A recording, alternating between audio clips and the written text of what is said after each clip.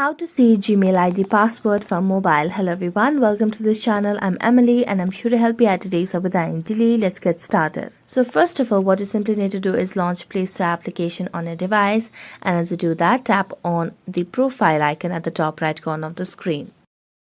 So just tap on the profile icon, and as you tap on profile icon, just tap on the option of manage your Google account over here. As you tap on manage your Google account, it will take you to the account section where you can manage your Google account. So all you have to do is you can see there are different options over here. So just swipe it to the left and tap on security. As you tap on security, just scroll down and here you can see the option of password manager. So tap on password manager. And as you tap on password manager, scroll down and here you can see the option of google.com. So just tap on google.com and enter your screen lock. And as you do that, you'll be able to see your password over here. So that's it. Thank you so much for watching this video and see you next time.